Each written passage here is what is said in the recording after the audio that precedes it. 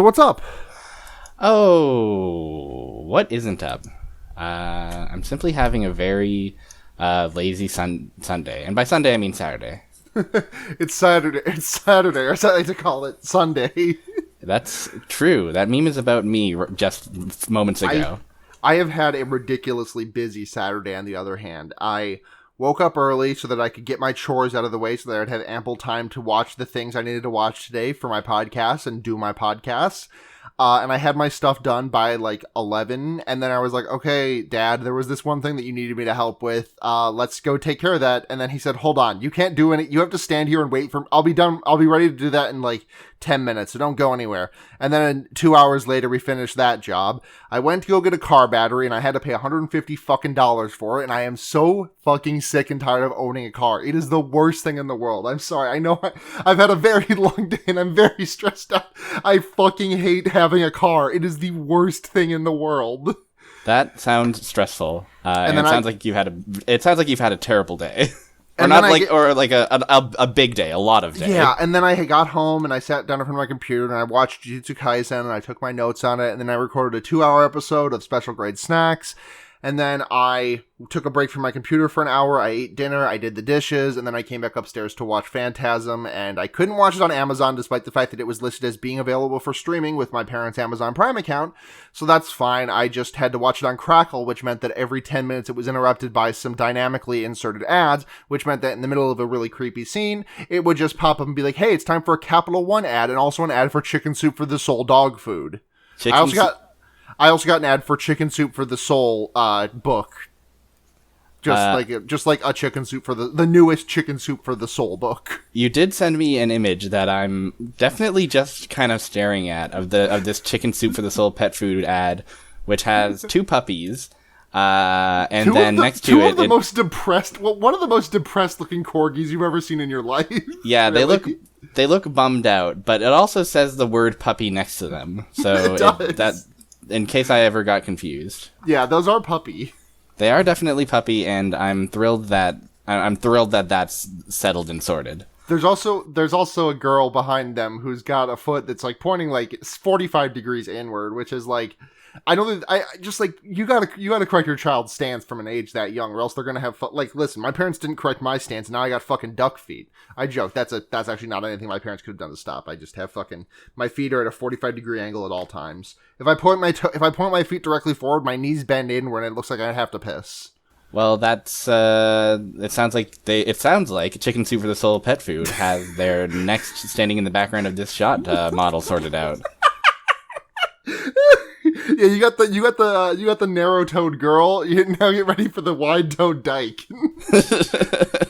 Finally, representation. The representation that we've all been waiting for. At last, Chicken Soup for the puppy is finally real. And Chicken Soup for the puppy is here. They're marketing to girl bosses, gatekeepers, and gaslighters. They're doing of which I am at least one of those, considering I am girl-ish and the boss of this podcast. You are you are for the next 2 hours. You're my boss, and I have to report. Oh God, I hope this podcast doesn't go for 2 fucking hours. We will try not to go for 2 hours. But I do have a lot of things to say about the movie. Because the thing is that today is also mine and my girlfriend's 3rd anniversary, and they're at work right now. They should be getting home around like 10-ish my time, which is about an hour from now. This is probably getting cut. But I would just like to have some gas in the tank left to spend with my partner on our special day. Of course. Well, no worries. Okay, well, let me just look at my notes and delete the half of the notes that I have on Reggie's fucking haircut. No, we can talk about Reggie's doo-doo. Well, we can't talk about Reggie's doo-doo ass hair yet because we're still in the cold open. Yes, but that's true. But I can wish you a happy anniversary. Thank you. The theme music is going to go here because the episode's going to start now. Wow.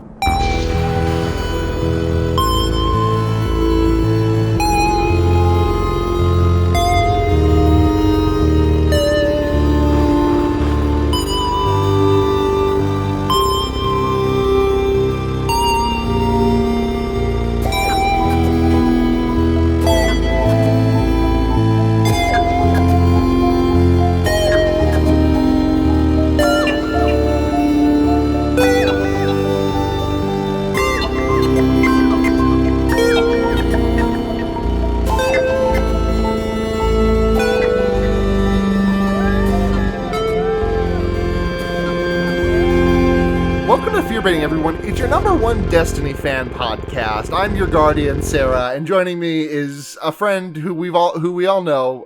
It's Bean. Hi, I'm here to talk about the movie called Phantasm. The movie called Phantasm. Did you like my Destiny joke? Because there's the orb. Oh, Destiny does have orbs, doesn't it? I don't know a lot about Destiny, but I know that there's I thought you were a Destiny. I think I'm mixing you up with Sam, and because I always see that Sam is always in my sidebar, and it says Sam is playing Destiny 2. And Destiny 2 have Sorry, similar looking avatars from a glance. Oh, that's true. Yeah, we both have like white backgrounds and then like a funny little guy in the middle.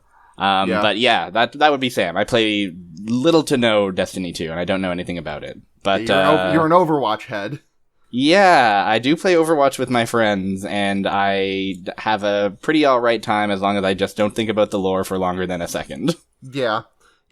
First-person shooter games are interesting. I went back to playing TF2 with some friends a few months ago, and I hadn't played Overwatch in like a year and a half or so, maybe longer. But still, it was my last like FPS that I'd spent a lot of time with. I mean, that and Apex, I guess. Right. But Apex is a battle royale. That's different. Anyways, and I just felt like for a couple of hours, I just felt extremely naked without an ultimate to build to, and I was like, oh fuck, I can't just like do chip damage and then press Q to do a big move. I have to actually aim my shots. And then 3 hours later, I was like, wait, aiming my shots actually rules. I like playing this game when I don't have to worry about someone's fucking insta-kill ability every 5 seconds. That's true. One thing that Team Fortress 2 has is fun to play. Yeah. That's what F2P stands for. Fun to play. Fun to play. That's true. Yeah. And that's why Overwatch costs $40 still. Yeah, because it's not fun to play. Oh god. God, Overwatch still costing money is such a fucking comedy joke. It's strange. We probably don't have time to get into Overwatch 2, but it does look like shit. It does look like shit, kinda. Like, I saw, you saw the side-by-sides, right? The side-by-sides were like nothing. They're not, the only one that's anything is that Genji is wearing sweats and a comfy sweater now. Yeah, Genji got cozy, and you know what, good for Genji, but nobody else is doing anything. Like, Tracer has a new suit on, I guess. Yeah, she's got a slightly different leggings design. Wow. I literally, when I saw the Overwatch 2 Mei art, I was literally like, wait, isn't that what she looked like in the first game? And I guess that's just a testament to how long it's been since I played the first game, but they made McCree white as shit. They sure did. He was definitely not a Caucasian man in that first game, but they just fucking put him in the bleach tank. Yeah, I can't imagine paying money for Overwatch 2. They finally put a black woman in it, though, so that's nice of them. Oh, that's sheesh. Better late than never, I say through gritted teeth and through normal voice. Well, actually, it is never, because they never did put a black woman in Overwatch. Oh, yeah, they never did. But this was going to be in Overwatch 2. Oh, cool. Thanks, guys. I'm glad that... I haven't paid attention to... I haven't paid attention to the releases, but like that is true, right? Like because there was Anna, who's Egyptian, Sombra, who's Mexican.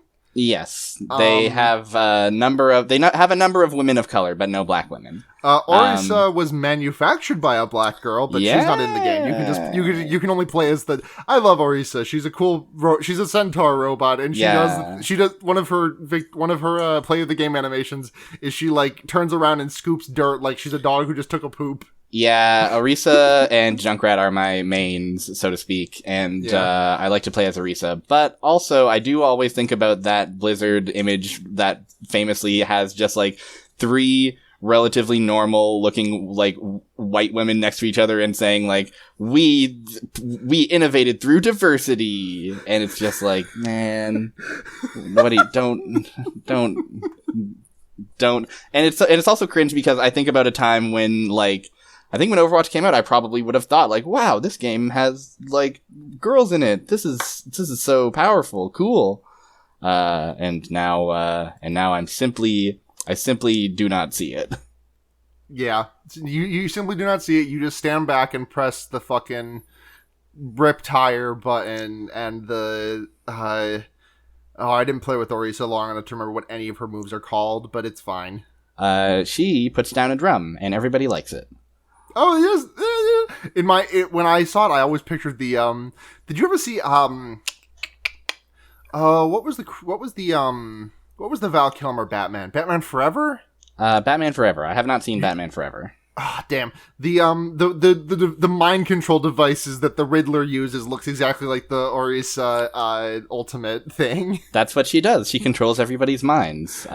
She puts a command into their mind that says do more damage. Oh god, we're past the 10-minute mark. We spent too much time talking about Overwatch. That's fine. Do you want to talk about the horror movie that we watched? Yeah, this week we watched this was a bad movie to watch at the end of a long day. I don't think it was like okay, that's not correct. This is a bad movie to watch and have to take notes on at the end of a long day. If I was watching this just to like fucking vibe through, I think I would have had a really good time. I can't imagine your ad situation helped either. No, it didn't. The pace at which this movie moves is like blistering at times. Yeah, the movie is 90 minutes long and it fucking goes at a clip. I said to you before we started recording that I took my eyes off the screen for 20 seconds at one point, and when I refocused, they were talking about gnomes being crushed by gravity, and they were slave gnomes. They do. That is a conclusion that is reached. Yes. Yeah. The movie's just kind of like all ideas, and no, like all killer, no filler, but also like God, I don't even know where to start with this movie because it's 90 minutes, but it's so dense with just stuff. There's a little bit of filler, but wait, hold on. You're telling me the scene of Reggie and Jody playing the guitar together is not intrinsic and necessary for the plot? It is actually intrinsic and necessary for the plot because that introduces the tuning fork thing that causes Reggie to put his hands on the tuning fork thing in the weird hell Phantasm dimension later on. That's true. That is true. That's why that scene is in the movie, I think. That is why that scene is in the movie, because they do flash back to it. Oh god, yeah. I guess this movie, yeah, alright, you're right. This movie makes perfect sense. Yeah. I picked this movie because I like how, like this is, when I first saw this movie, I was kind of like my history with horror movies is I was baby for most of my life, about them. I was like, don't scare me, please don't. But then around, like, when, like, the so-called, like, you know, new wave of prestige horror was coming around, I was like, oh, this is actually, like, all good. What defines that era for you? I'm curious. Like, what is the start of that era of prestige horror? I think about, like, just kind of, for me, the first horror movie of that genre that I saw and remember liking was The Babadook. Then I think I ended up going into like It Follows. I think Get Out kind of counts in that genre. Like, and then once I got into those, I was like, okay, let's go back and like watch some older stuff and see if this is good. And I kind of watched, some John Carpenter, David Cronenberg, very like babies just getting into horror type shit. David Cronenberg is a hell of a grab for your babies getting into horror type. Cronenberg is like a well-known name, but that doesn't mean that he is like he just loves to be. He be on that body horror. He simply has some anxieties about the body, and who amongst us doesn't have constantly those? have anxieties about my body. It's called dysphoria, David. It is called dysphoria, and but yeah, David Cronenberg is like obviously all the, I liked it, and I liked the John Carpenter stuff, and I liked all that, and then Phantasm kind of came up, and kind of I didn't really know what to make of it, but I did like enjoy it. So I had to watch this on Crackle because I had, like I said earlier, my Amazon problems. The fucking description line on Crackle for this is, hold on, let me pull this up because I want to be able to just read it verbatim. Wyatt Crackles, which is apparently a thing that they put on all of their movies. Before Slender Man, there was Tall Man, and he terrified the crap out of 1979. Wow, yes, they're right. This does predate Slender Man. Wow, they're on the pulse. Oh, God. That rocks. Speaking of crackle, let me crack open this can of Appy cider. Let's go! Yum. Sippy sippy. I'm always saying sippy sippy to myself every time I take one of these sippy sippies. There is nothing in my life that I love more than to take a freaking sippy. Oh my god, take a freaking sippy, babes. I'm always saying this. You are, and I hear it, and I agree, and I nod. So, this movie opens with this guy who just looks like a fucking... He just has this handlebar mustache. He looks like shit. Just absolute dirtbag looking guy. Fucking some girl in a graveyard. Lot of guys who look like shit in this movie. a lot of kings who look like shit. Yeah. So they're fucking in the graveyard like how you normally do. And then I think the girl stabs him, kills him. And and then we pretty much smash cut to we learn his name is Tommy, and we smash cut to Tommy's funeral. Yep. Tommy drinking a 40 in the death basket. And we meet Jody and Reggie, who are they were like part of a trio with him, I guess. I'm guessing they were like a little band or something based on the fact that we see Jody and Reggie playing music together later, but I don't remember if they actually like say for sure what their relationship to him was. Yeah, they're friends, but like beyond that, it's unclear. We do know that Reggie and Jody are in a band, though. Boy, do we ever know. Mm-hmm. So they go to So they go to Tommy's funeral, and Jody's kind of. Wait, which one is Jody the kid brother, or no? Michael is Jody's kid brother. We find out. Yeah. And Michael is spying on the funeral from the bushes, like how you normally do. And he's watching the ceremony. They bring out the coffin. And then, after everybody leaves, and then out comes presumably the Undertaker, who, is the famous tall man who predates Slender Man. We love this tall man who predates Slender Man. He's the one thing you gotta know about the tall man. This motherfucker's tall. He's tall as shit. He's very tall. There's a really good moment pre-funeral where like Jody is just kind of wandering around the like mausoleum at the center of this graveyard, and the mausoleum looks very striking. Everything's like very. I love the look of the mausoleum. Yeah, it looks really cool. Yeah, everything's like all the walls are made out of like the same kind of like granite that you might find on a tacky kitchen island. Yeah, and so he's just kind of like wandering around, and like he hears some snarls, but kind of doesn't really pay it any mind.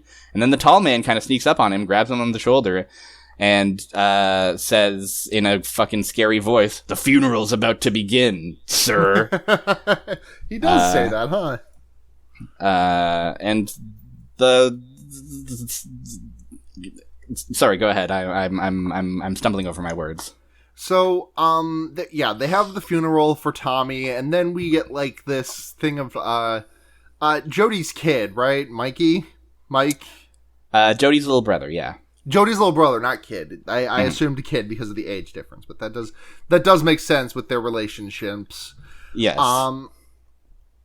So he is like spying on the funeral from far away with his binoculars because he rolled up on his shitty little dirt bike. He has such a shitty little dirt bike.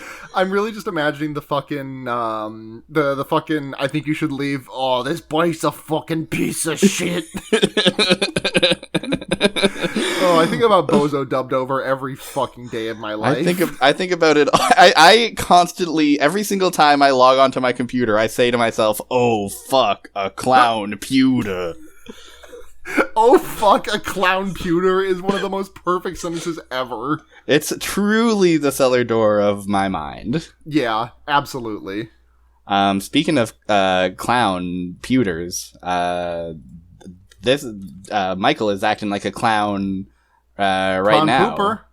He's acting like a clown pooper. You're exactly right. Because he rides in they flash back to this later, but I just want to talk about it now because there's a scene where he's like riding his dirt bike through the graveyard, and then the tall man just looks at him and explodes his bike. He just does that. He does his over B and projectile attacks the the dirt bike with his mind. He does invisible PK5. He does fucking Zelda's side B and does not release the projectile until it reaches the bike. It's like Yoshikage Kira detonating the fucking stray cat bomb. God, there is like a JoJo energy to the tall man. Yes, yeah. We'll get into the fucking metal spheres later, but those feel like so much like a discarded. Like I feel like Araki is just like holding those on the fucking burner somewhere. Like he's going to have someone who just sends murder spheres after people. Yeah, they're extremely a remote control stand vibe for sure. Yeah. Also, I have to say, with the amount of which like those spheres are associated with this movie, I really expected them to do more things than just kill a guy who was on screen for 5 minutes and then to get exploded by a shotgun. I'll tell you what. I went into this movie my first time knowing absolutely nothing about it. And those spheres, they hit different. Because you know what? We'll get to it. We'll get there. We learn in a scene where, Jody is working on, I think Jody's fixing his car and chatting with Reggie. And Jody basically kind of lays out Jody and Michael's situation, which is that their parents passed away a couple of years ago, and that Jody's been taking care of Michael, but Michael has been kind of following him everywhere for some reason. Mm-hmm. And Jody's planning on leaving town and leaving Michael with like a relative or something.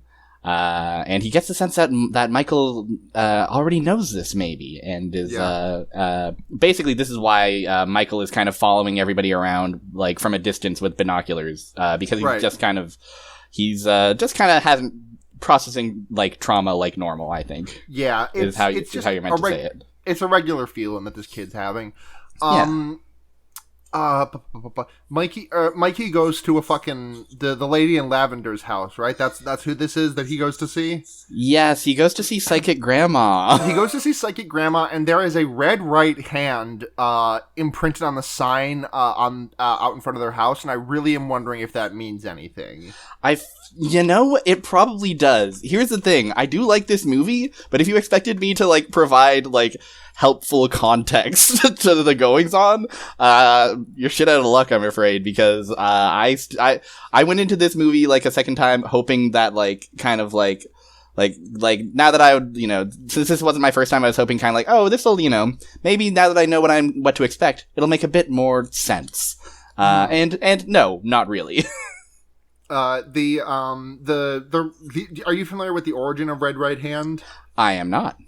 It's a Paradise Lost thing. It's about Satan. Ooh. So that's whenever there's a red right hand, there's normally something being intended by the cinematographers. So he's saying that this is the devil's house. This is the devil's house. Or maybe it's a house where they ward the devil off. That's well, no, it's a red right hand, so that would mean it was probably the devil's house if it means anything. If it's either between like the devil's hand or it's nothing. Here's the thing: I think this movie moves at too fast a clip for there to be like any like themes. That's true. My thesis of this movie is that this movie doesn't have time for themes. It just has cool images and ideas that it wants to show you. Yeah. Which is great. I think all the images and ideas in the movie are really cool. But I couldn't for the life of me tell you what they add up to. Other than a hell of a vibe. This Kong's one hell of a vibe. There we go. It's very wow cool something. It's so wow cool something. But so Mikey goes to the fortune teller, and the grandma's granddaughter is like, "Hey, Mikey, stick your hand in this box." And Mikey's like, "Okay," and he sticks his hand in the box, and the box like starts to hurt him, and it's the fucking, what is it in Dune? The fucking it's fear. It's the fear is the mind killer thing. Yeah, fear is the mind killer. It's not the Gamja bar, is it? I only know that because it was in the trailer for the upcoming Dune movie. Okay. I only have a very passing knowledge of Dune, basically, that's just kind of entirely based on what people have referenced about Doom. I hear a lot about Gom Jabbar, I hear a lot about Spice, I hear a lot about Fear is the Mind Killer, and I hear a lot about sandworms. I really don't know anything else outside of that. I know Oscar Isaac's got cake in the new movie. He does, and thank God. The only thing I know about Dune is from playing Dune the board game regularly with a group of friends. And you know what? Dune the board game, pretty fucking fun. God, I just remembered this fucking Harry Potter board game that I used to play with my friends as a kid. Well, not my friends. They weren't my friends. They were... And I don't say that as an attempt to distance myself from them. I say they would not have referred to me as their friend. I was just there because their mother babysat me and my sister. Yes, classic of child where you're just kind of around other children. Yeah. And a lot of the game was strategy, but the thing at the very end required you to answer a trivia question correctly to win, so I never won because I was the only one who did not know Harry Potter trivia. Because I was the only kid in the circle who had not read it. That does sound like a nightmare. Yeah. I mean, that's not the worst video game. That's not the worst board game that I played as a kid. I've mentioned it on the show before, but I was obsessed with The Apprentice as a child. You know, the Donald Trump TV show. Yep, famous. I had the board game for that. Wow. And it was not a board game as much as it was a kind of like a slightly higher tech speak and spin, where you pressed a button to start the game and you had like 3 different piles of cards that all had barcodes on them. One for money amounts, one for jobs, and one for contestants. And you divided everything into, you divided 12 guys into 2 teams, and then you got to make them do jobs, and you had to swipe them. They all had different stats with like charisma and selling power and all these other things. And then you would say, okay, this job is like closing the deal on a house. And you have selected Michael. And then Donald Trump would be, and then a pre-recorded clip of Donald Trump would come out of the shitty speaker and it would be like, I think Michael's a pretty good pick for this job. Or, wow, you picked Donovan? I can't say I agree with you on that. Wow. Licensed board games, eh? Yeah, when I was... none of my friends ever played it with me, so I would just sit in my room and play it alone. That is an image that I'm going to think about for a very long time. When I was home for the holidays... Saddest, as someone who was extremely bullied as a child, it's absolutely the saddest thing about my childhood by a country mile. Like, just a child sitting in their room alone, playing the 2-person Donald Trump The Apprentice game because none of their friends would touch it. For sale, Apprentice board game, played alone. Played alone? For sale, player 2 in Apprentice board game. Please, someone play with me. When I went home for the holidays, I had to isolate for 2 weeks in the basement with my dad.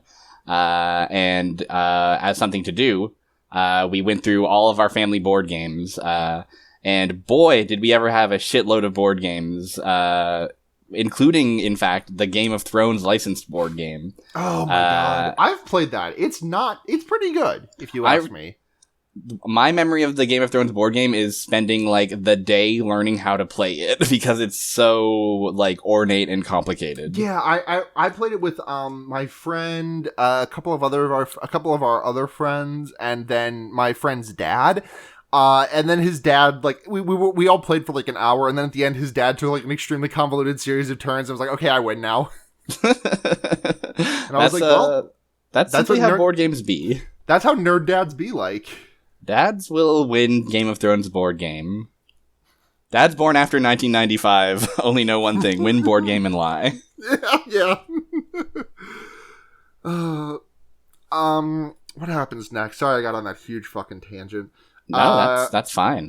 That's right. The grandmother said, "Fear is the killer." That's what we wanted you to learn by making you put your hand in this box, Mikey. Yes. Grandma says, "If it hurt, no, it didn't." Heart emoji. Yep. And then we go to seeing Jody and Reggie playing guitar together. This scene fucking rocks. This is the so Dudes good. Rock scene. It's just Dudes Rock. It's so Dudes Rock. It's literally fucking Jody sitting on the porch wearing a dog shit fucking bowler hat, strumming his acoustic guitar. He's playing Wonderwall, and then Reggie pulls over and, like, just without missing a beat, pulls out his own guitar, like, takes it all out of the case fully, starts playing along, and they just start fucking playing their song together. At one point, the guitar is fully cut out, and they go, in sync.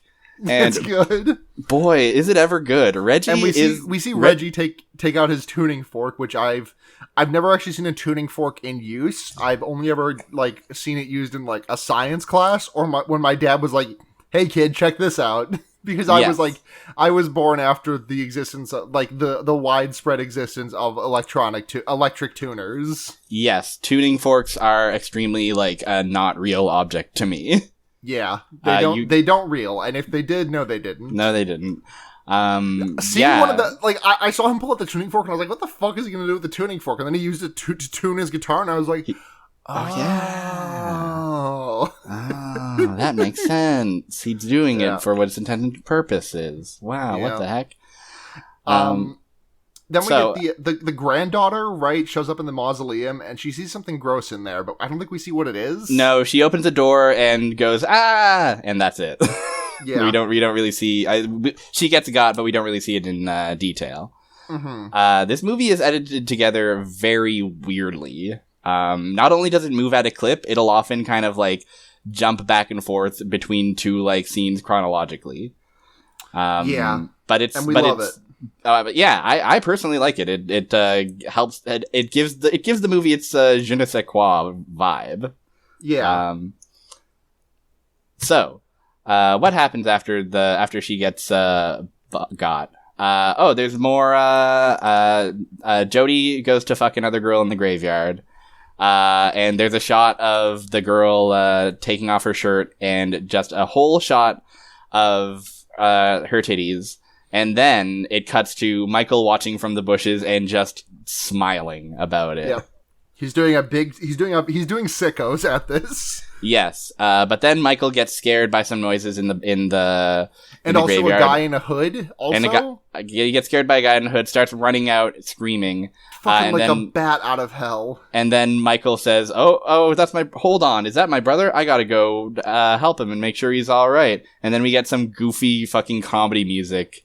As he chases him with his like pants down and his like dick flapping in the wind. It's pretty good. And then he runs up on Mikey and was like, "Mikey, what the fuck are you doing out here?" And Mikey's like, "Brother, you gotta believe me. There was something fucked up and weird in there." Mm-hmm. And Jody says, "Yeah, right. You're just a kid. Go to bed. Get out of here." The next scene, I believe, is Michael having a nightmare. This shot is good to me.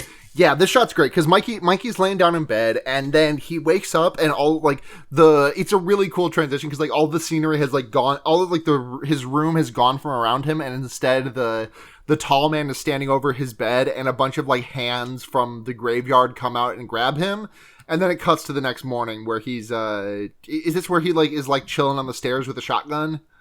Yes. And Jody walks up and like just grabs the shotgun and just like, have you seen the Gus Johnson video of how they use shotguns in movies? No, I have not.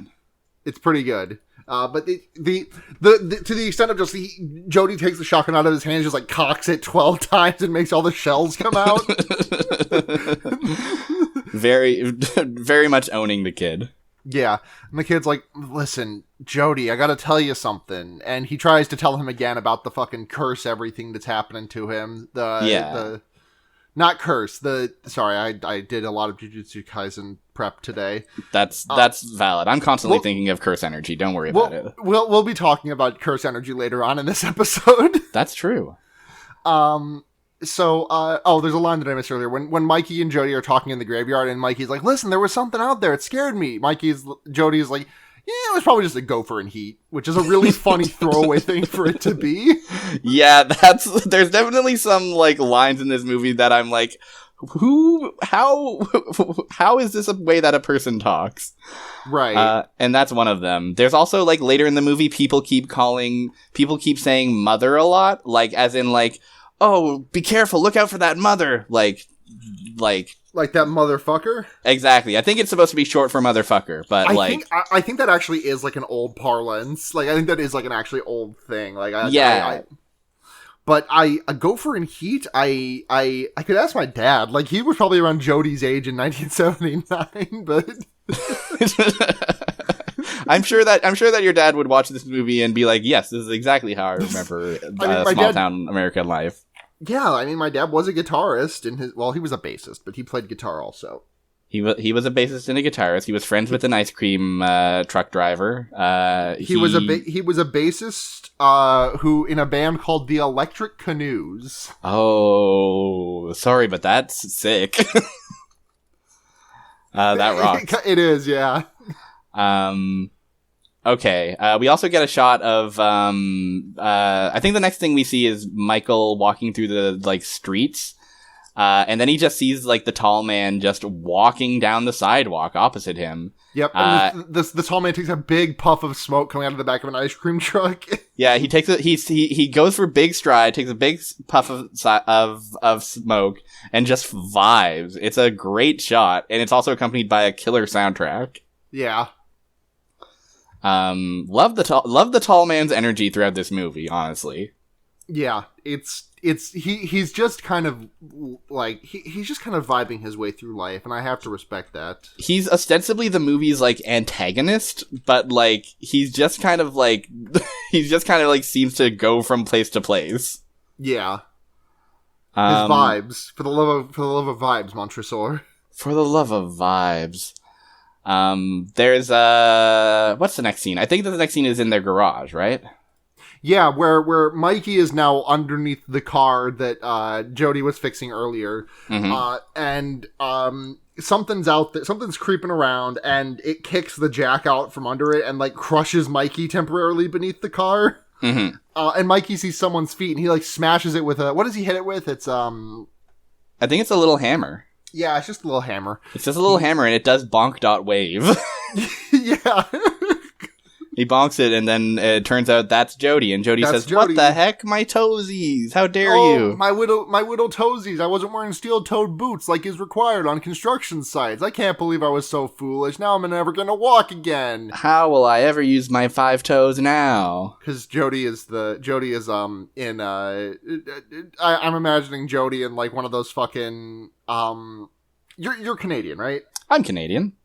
Are you familiar with that series of ads that they ran that was about accident prevention, and there was that one of the women slipping with the big boiling pot of water in the kitchen, and there was that guy getting electrocuted while working construction and everything? Is that ringing any bells to you? This sounds vaguely familiar, but I can't place it quite.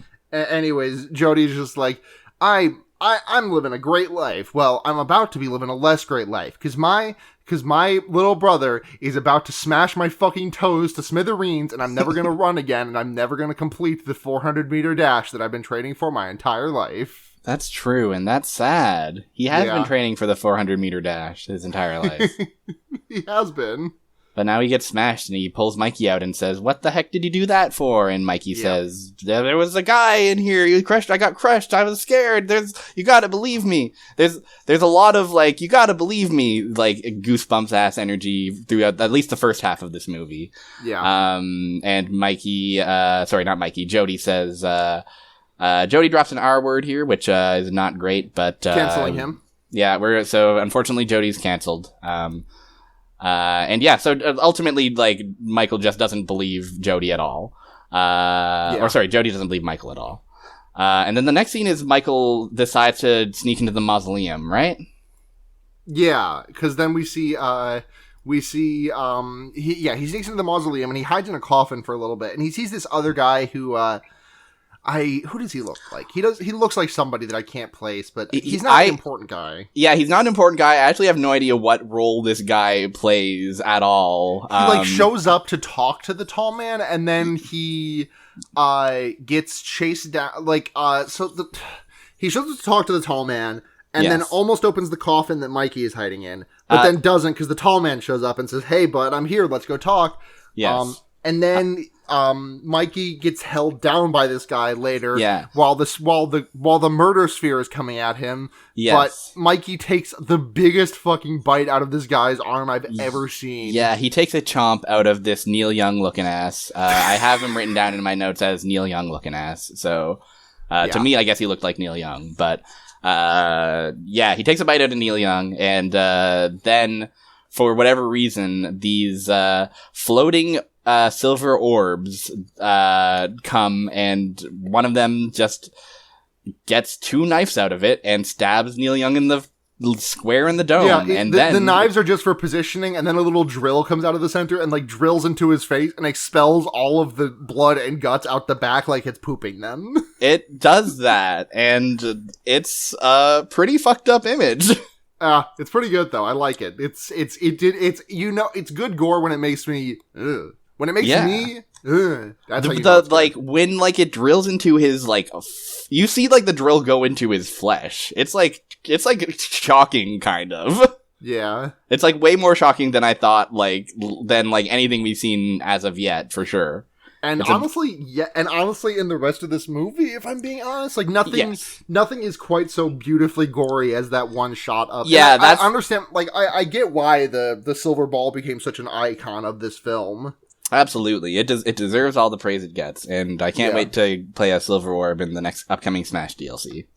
Let's fucking go! Silver orb for Smash. Silver orb drills its way in. Silver orbs. Silver orbs. It's Christmas time in Phantasm. Time in the graveyard. So that happened, and Neil Young is dead. Michael is standing over the body, and then the tall man sees him, and Michael literally says, It's pretty good. That didn't make me laugh. It's really good. I liked to see it. God, it rocks. So tall man chases Michael. Michael escapes barely.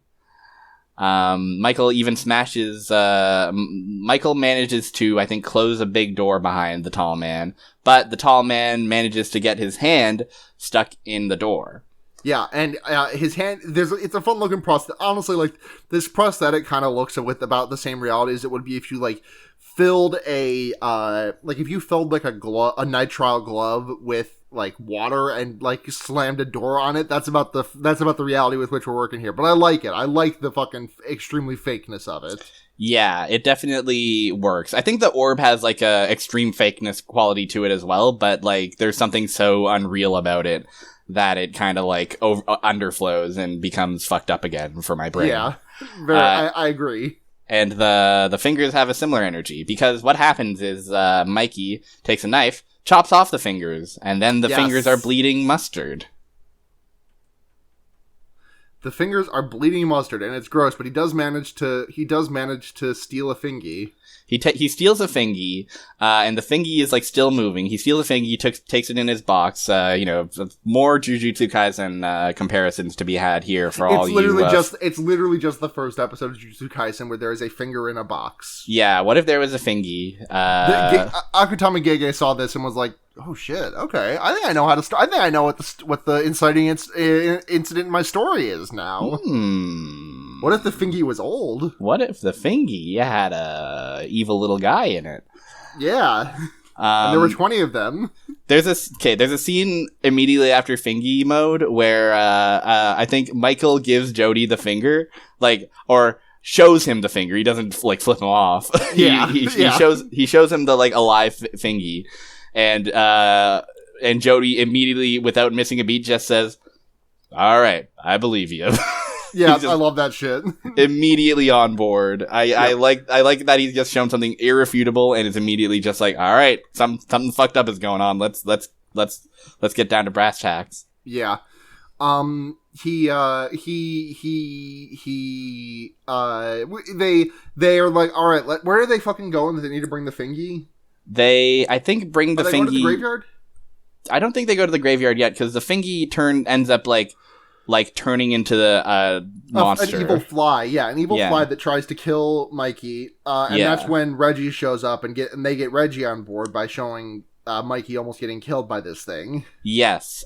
Good physical acting in this scene where you see like the puppet of the like black fly, and it looks it looks pretty silly, but it like what ends up happening is they like catch it in a jacket, and then they're like, you know, like the fly is supposedly like swinging them around, and like they're trying to like wrestle control of the fly, but it's so out of control.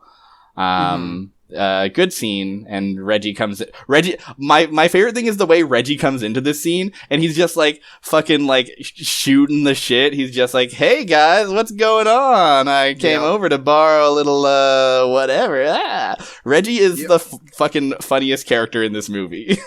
Yeah.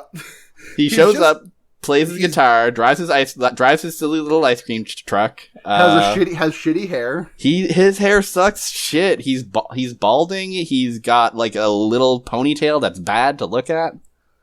Yep. All of these things are extremely true. God, respect Reggie. Respect Reggie. Very few left. Very few left. Okay. So altogether, Jody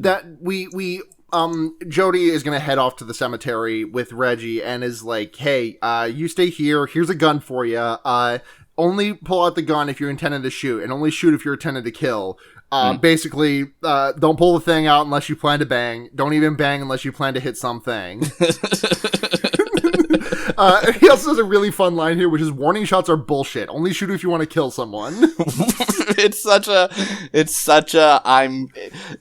like, I'm the cool older brother moment. Right. It really is. God, it rocks. I've never handled the gun before, but if I ever do, I'll keep that advice in mind. Warning shots are bullshit. Watch out if Bean comes strapped. So they decide they're gonna go sneak into the mausoleum once again to try to solve the mystery. And Jody like crawls into the basement, and he gets like attacked from behind by the fucked up mask hooded monster. Yes. And he fucking contorts his body to position the gun. Like, he basically like holds the gun like 6 feet in front of him, he holds the gun 2 feet in front of him and like 1 foot above his head, aims it backwards and pulls the trigger, putting a hole directly in this monster's head, which is hell great. Of a shot. One in a million shot, and this is why I trust his advice about guns, because he clearly knows what he's doing. Yeah. So I think is that our first time like actually seeing one of the like monsters? I think it is, right?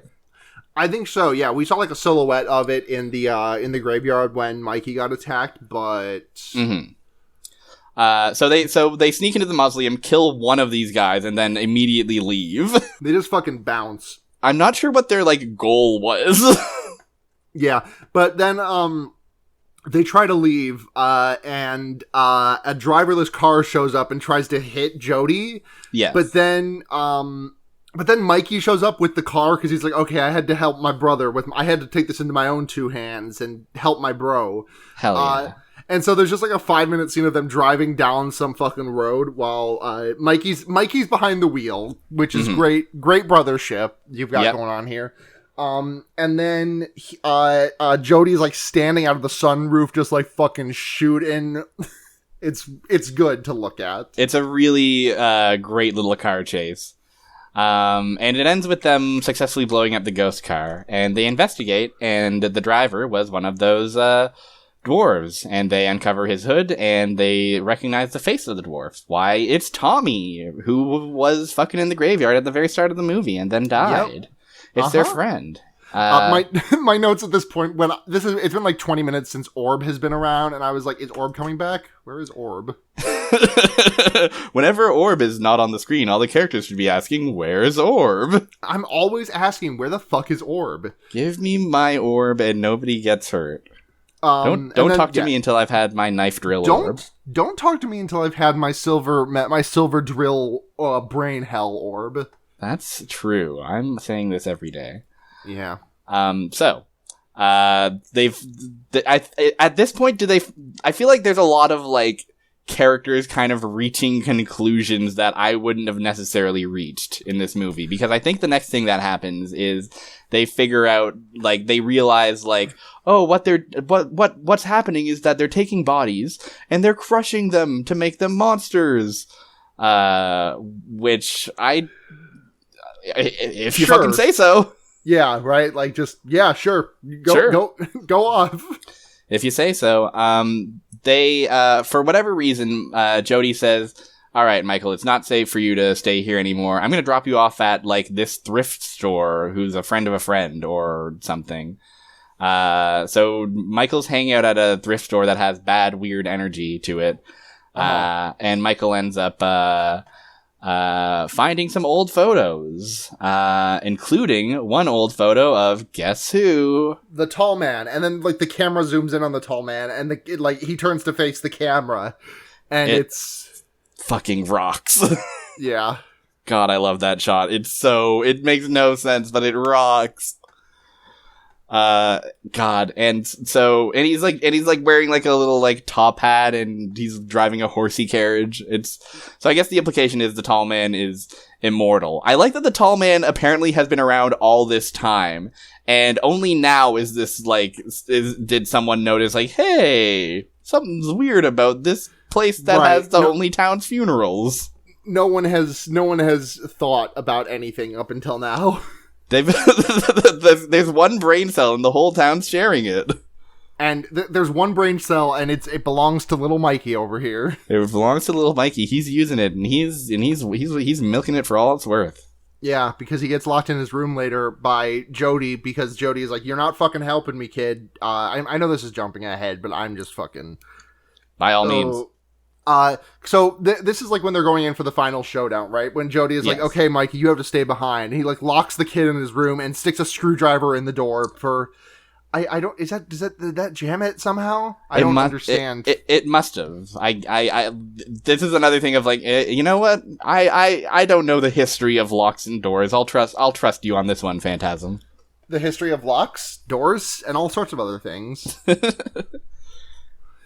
But then Mikey uses the brain cell to tape a fucking firecracker to a hammer, and then bash the door with it, which explodes a perfectly spherical hole in the door for him to stick his hand through. He truly does it. He does an Agent 47 interaction with the door. Yeah. It's really something. It's really just something else. What happens after? Oh yeah, as soon as Mikey gets down to the bottom of the stairs, the tall man was waiting for him. Yes, the tall man got him. He just carries Mikey out into his hearse, and then Mikey fucking as they're driving, Mikey blasts the rear window open, like dives out of it. Yes. And then for some inexplicable reason, the tall man's car just crashes into a telephone pole and explodes. It does. A lot more exploding cars in this movie than I would have thought, honestly. Right. So car explodes. While Michael's like doing this funny car chase, Jody is investigating the mausoleum, and the orb comes back. We get actually the point of view of the orb in this one, and the orb sees the world in Virtual Boy vision. We see Orbo-Vision. Yeah, and it's all red and black. And it's a jarring shot. I can play Wario Land on here. You can play Mario Clash on that thing, and you know what? Why wouldn't you? You can play that one Shin Megami Tensei game. Oh my god, there was a Shin Megami Tensei game on Virtual Boy? There was. I think it was like one of many spin-offs. I think it was like I can't think of a worse thing to play on the Virtual Boy than a JRPG. It's from the footage I saw, it looked more like a kind of like dungeon crawler. Anyways, we don't have to get into the library of the Virtual Boy right now. What we can do is pour one out for the orb, because it gets blasted by a shotgun from Jody. Yeah, the orb just gets fucking exploded. The orb explodes, and it's very sad. Probably the coolest thing in the movie goes down kind of unceremoniously. At this point, I think Reggie, Michael, and Jody all reunite at the mausoleum, right? Yeah, that sounds right. And so they find a door in the mausoleum, and they open it, And it's just a solid white room filled with black plastic barrels. And somehow this is the most unsettling image in the movie yet. For me. Because it just feels like the movie decided, like, okay, new aesthetic time. Right, now we're doing Willy Wonka, Mike TV, Death by Torture. Yes. And so the camera pans over, and there's these two silver pillars in the middle of the room. And they seem to be emitting a hum. And then Michael walks over and kind of, like, puts his hand between them, and it disappears. Wait, what the heck? And then he sticks his head in between the pillars, and he falls through some kind of portal. Yep, and he sees the hell dimension where all of the gnomes and shit are the dwarves are experiencing slavery. They are experiencing slavery. He sees the image of, like, the dwarves all carrying barrels on, like, this weird wasteland dimension. And then gets pulled back and immediately, like, says, like, oh, I've pieced it all together. Obviously what's happening is that he needs to turn them into dwarves because the gravity on their home planet is different. And so he's making an army of slaves. And just a great sentence all around here. It's the ultimate, like, fuck dude, if you fucking say so moment of the movie. It's right. So good.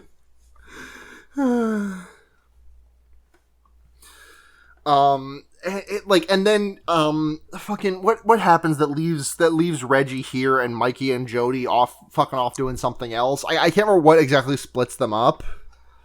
I can't remember either, but Reggie is left alone, and Reggie sees the two pillars. He remembers his tuning fork, and then he says, oh, maybe I can put my hands on top of both the pillars. And he does it, and immediately everything goes to hell. Yep.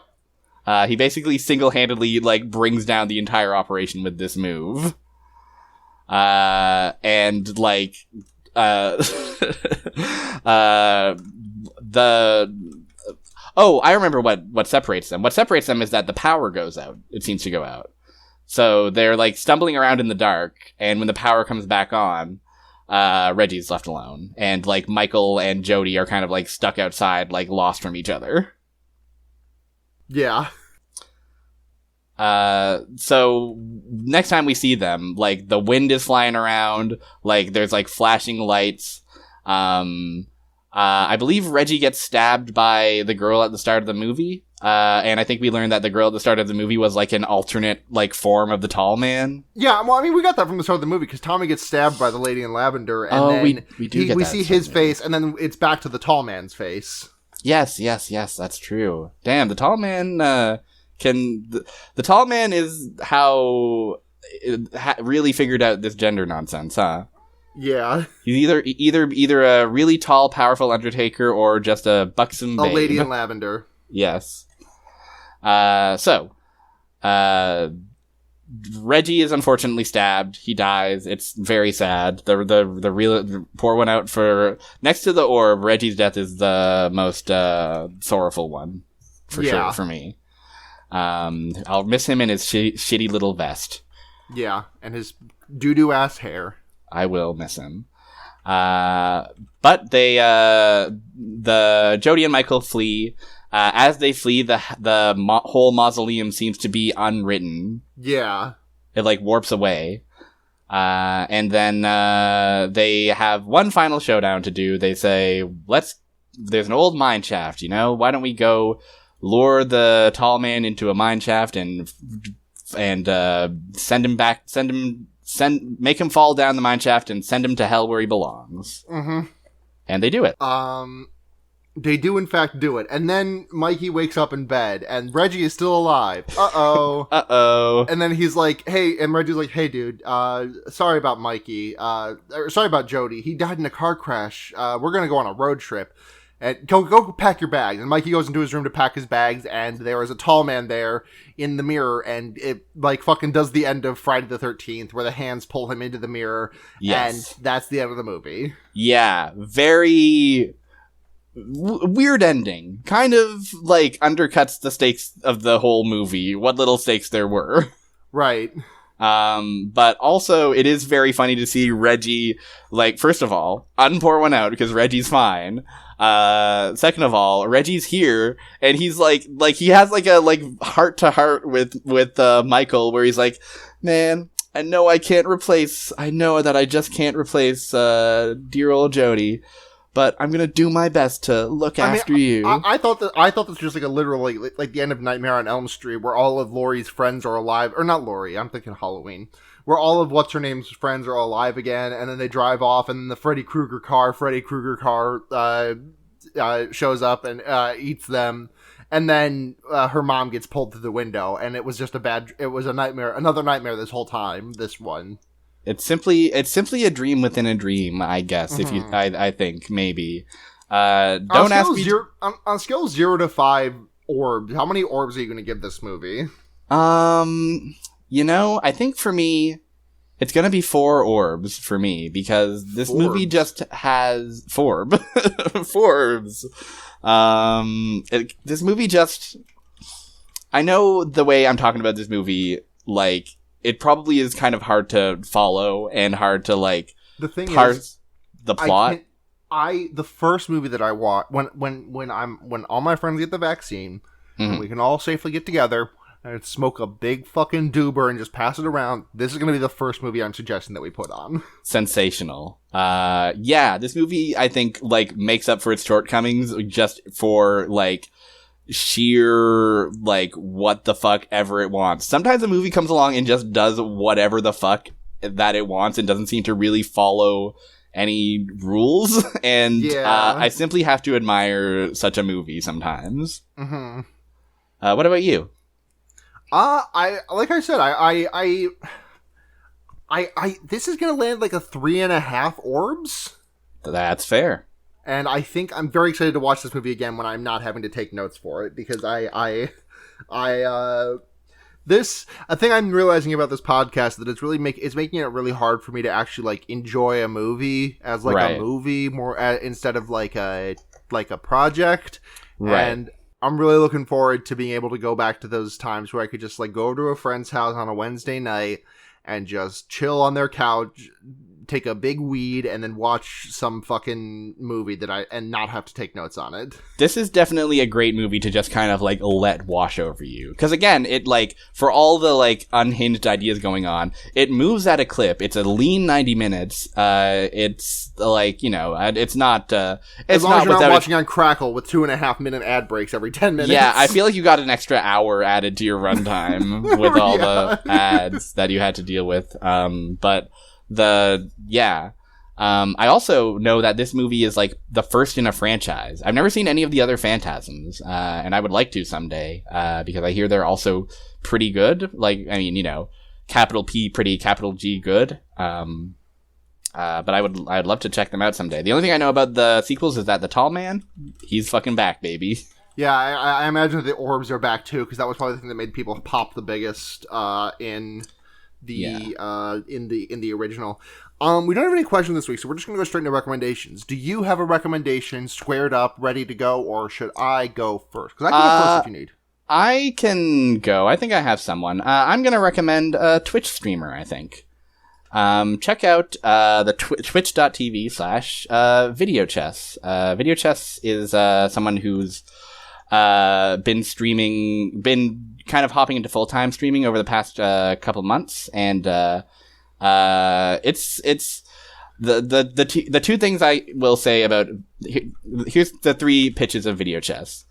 One, she has a way with words that is kind of brain poison, where she'll turn a phrase and then I'll just be rotating the way those words are arranged in my mind for a while. 2, she has a habit of turning things into hell challenges for no good reason. She just started playing The Outer Wilds. And at the start of many are saying best game of 2019. Many are saying best game of 2019, and I am inclined to agree with them. I have a couple of hangups about the end of the game, but I'm not going to relitigate all of Outer Wilds right now. But what I will say is that she spent an entire hour trying to Skyrim climb out of the opening village before getting the spaceship and the jetpack that would have let her do that initially. So she has crime brain. The third thing I'll say for Video Chess is that she has a text to speech system embedded in her chat room. That's based on the Half-Life 1 announcer. Oh yes, the fucking yeah. Warning. Big ass detected. It's extremely that. It's fully that. And one of my friends has that in their server. It's great. God, it rocks. And the thing about it is she's been adding more and more functionality to it. And so while it started out as just, Pepsi containment breached, beep or whatever. It's now people are doing complex sentence mixing and stuff. People are composing whole songs in it. Just the other day, I composed the TT's theme from Diddy Kong Racing using this arcane. Oh my god! Theme. Oh my god! I feel like you just fucking just opened a treasured box in my mind just by saying the word TT's theme. Hi, TT. Hi there, I'm TT. No, my God. Wrong way. Oh my god! You know what? TT's theme is pretty fucking good. TT's theme kind of goes. I'll send you the clip of that entire. I always loved the winter music. I think that it might be the village that I'm thinking of. The one that goes. That one fucking that entire soundtrack just goes. Diddy Kong Racing might have the best soundtrack on the N64. Yeah, it could. It very well every could. song kind of just bangs. Every instrument sounds like where it should be. It instantly puts a smile on my face, that soundtrack. But yeah, I also composed that in VideoChess's arcane TTS system. Fucking tremendous. I'll send you that clip. Anyways, VideoChess, twitch.tv, that's my recommendation. She's funny and she's got a good community around her. Hell yeah. My recommendation this week is going to be it's anime time. My anime du jour lately. I'm watching a shitload of shows this season, and I'm having a hard time keeping up with them. The only two that I'm actually keeping up with that are not the ones that I do a podcast about, which is Jujutsu Kaisen, is my recommendation this week, which is Kemono Jihen. Kemono Jihen is did you ever read Yu Yu Hakusho, Bean, perchance? No, I did not. I've been meaning to watch it since I did finish Hunter x Hunter recently, but I would. The only reason I reference Yu Yu Hakusho is because it bears some similarities to the starting arcs of Yu Yu Hakusho, but I digress. Right. It's about the Kemono Jihen is about this man who is half Tanuki, half man, and he is a private eye for supernatural occurrences. But also, he happens across a lot of children who are half, monster, half human, that are being thrown to the wayside because their families fucking hate the fact that they have a child that makes ice, or a child that is half spider, or a child that is half ghoul, and they want these children to fucking go away. And so he just kind of takes them in. So he just has, a little stable of, 13-year-old monster children that he kind of uses for questionable labor practices, but it's very fun. I'm enjoying it a lot. The OP is great. It's by Daisuke Ono, aka Mr. Jotaro Kujo. And I'm just really having a good time with it. There is I really love the very dumb fox girl who is just she's not very smart. At one point she has to try and take the head of a character, because her boss tells her, hey, go get this kid's head. I need this kid's head. And so, the Tanuki guy, does some Tanuki magic to an orange. And then the kid whose head that she wants to take, he just zips up his hood to cover his head. And she's like, okay, this is his head that I have now. Because the orange looks like a head now. Oh, amazing. What did you say this was called? Kemono Jihen. Kemono Jihen. I will have to take a look, because I'm always on the pursuit for new anime. It's if you want to recommend, I've also got some other recommendations from this season if you want to just jaw for a little bit after this episode. I know you've been talking about ReZero a lot. A lot of people have been talking about ReZero. ReZero is well, okay. We can't talk about this more on the episode because I have to. We have to. So, but I will talk to you about ReZero at length after we're done with this episode. Bean, where can people find you online? You can follow me on twitter.com, the famous website everybody loves. I'm Barrier Trio there. That's BARRIERTRIO. It's locked, but that's only so that I can hide from my employer. So as long as you aren't my boss, you can feel free to shoot me a follow, and I'll probably allow it. And also, I have a podcast on Noisepace.xyz. It's on hiatus right now, but it'll come back someday. The podcast is called The Island Shuffle, and the premise is that me and my dear friend James Brown are watching Lost in a completely random order. So check that out if you'd like to hear more of my silly little voice. I should watch Lost. I'm in the middle of another long, in addition to all the anime I'm watching, I'm in the middle of another long TV project, which is watching The Sopranos. Yes. But I should watch Lost. Also, The Sopranos is really fucking good.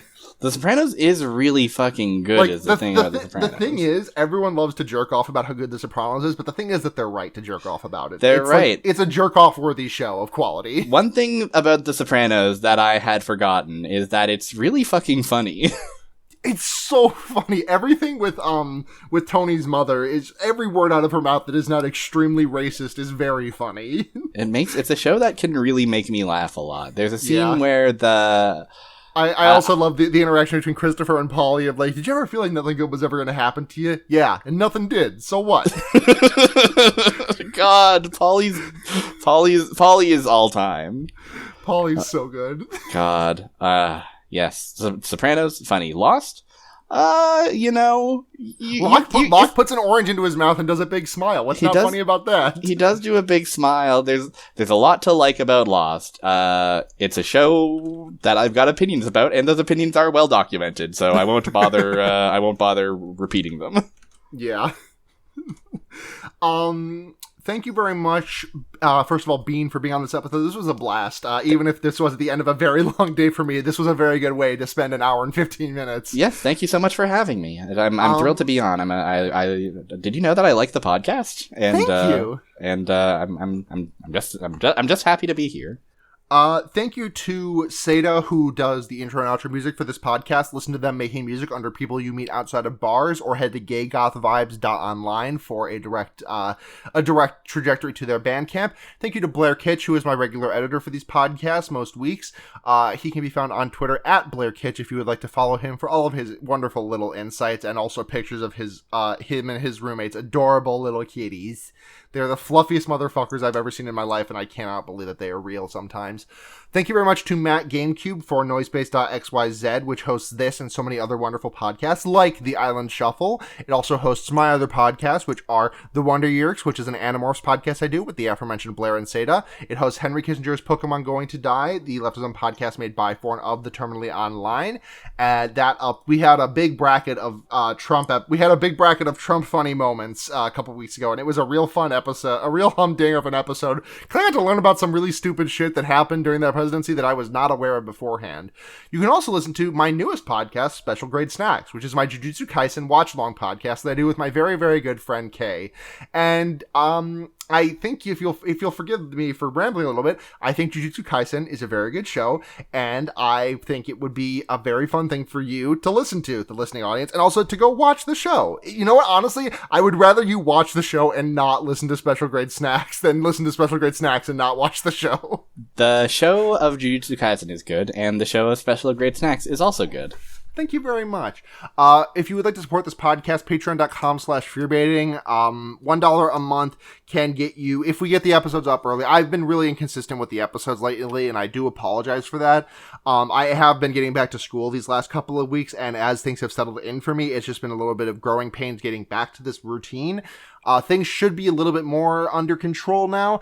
Oh my god, I just realized I fucking did not talk about what we have going on next month. Next month is March Night Shyamalan, which is going to be an entire month of M. Night Shyamalan movies, which all of which are going to, I believe all of which, I'm going to say, okay, all of which are going to feature your friend and mine, the aforementioned Blair Kitch, coming on, and some of them are going to have some other guests, and it's going to be an absolute fucking delight to podcast about, because I have not seen any M. Night Shyamalan movies that are not The Sixth Sense, and we are doing some juicy movies. This fucking rocks. I am awaiting the happening with bated breath. Thank you. Yeah, I'm very excited for March Night Shyamalan. So we're not going to have a gap. We're not going to have a gap week in March. Every week in March is going to have an episode, if I'm not mistaken, by the shakeout of the calendar. But so yeah, tune in for March Night Shyamalan. But as I was saying, the episodes are likely to be coming out at a faster clip, at a more regular clip now. So $1 a month will get you those early episodes when we get them up early. $5 a month, get your name right on the podcast. $10 a month, all that stuff. And also you can make us watch your movies. Thank you very much to Michael Kaiser, Kit Spindler, Palmeran. Sorry, I'm doing this off of memory because I've read these 5 names so many times. Thank you very much to Michael Kaiser, Kit Spindler, Palmeran, Ducky Aisha, and we love you all so much. If you would like to find more of me, I'm on Twitter at Sunhatzhenya, SUNHATZHENYA. We're also at Fearbaiting on Twitter. I believe that's everything. So until next time, I'm Sara. And I'm Bean. And remember, you can put a fucked up tall guy anywhere. Good night, everyone. Sweet dream.